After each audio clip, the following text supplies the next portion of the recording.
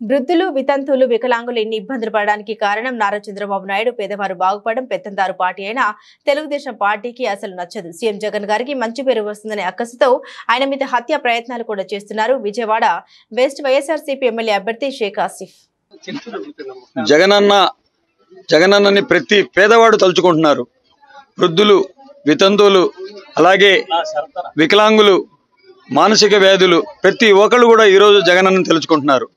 ప్రతి ఒక్కళ్ళు ఒకటే చెప్తున్నారు, జగనన్న ఉంటే మాకు 1వ తారీఖే తలుపు తట్టి మరి వాలంటీర్లు పెన్షన్ ఇచ్చేవాళ్ళు. అలాంటిది ఈరోజు మాకు ఈ నెల పెన్షన్ రాలేదు.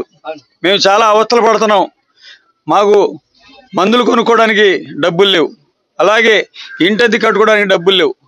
మా బాధ ఎవరికి చెప్పుకోవాలి? జగనన్న ఉంటే మాకు అన్ని విధాలుగా ఆదుకునేవాడు.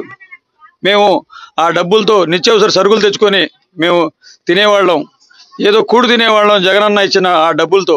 అలాంటిది మాకు ఏదైతే చంద్రబాబు నాయుడు కక్ష కట్టి మా పేదల మీద కక్ష కట్టి మాకు పెన్షన్ రానివ్వకుండా చేశాడు. చంద్రబాబు నాయుడు, పవన్ కళ్యాణ్, బీజేపీ వాళ్ళు కలిసి పేదలకి సంక్షేమం ఇస్తుంటే చూసి ఓర్వలేక జగనన్న మీద కక్ష కట్టి జగనన్న మీద హత్యా ప్రయత్నాలు చేస్తున్నారు.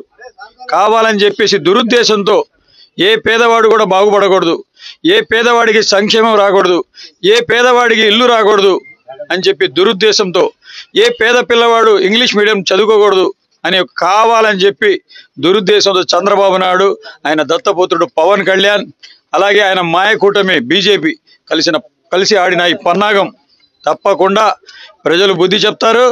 ఇప్పుడు బ్యాంకుల చుట్టూ చూస్తున్నాం, ప్రతి బ్యాంకు దగ్గరికి వెళ్తే ముస్లిం ముతుగా, అలాగే వితంతువులు, వికలాంగులు వచ్చి బ్యాంకుల చుట్టూ కూర్చుంటున్నారు.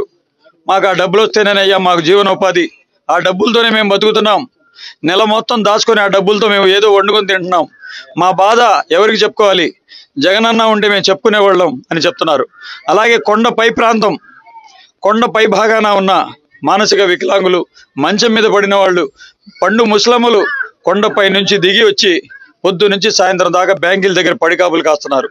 వీటన్నిటికీ కారణం చంద్రబాబు నాయుడు, ఆయన మాయ కూటమి కావాలనే దురుద్దేశంతోనే ఈ యొక్క పన్నాగం పన్ని ఏ పేదవాడు కూడా బాగుపడకూడదు, ఏ పేదవాడి పిల్లోడు చదువుకోకూడదు, ఏ పేదవాడికి సొంతింటి కళ నెరవేరకూడదు, కేవలం ధనికులే బాగుండాలి అనే దురుద్దేశంతో చంద్రబాబు చేసిన పన్నాగం.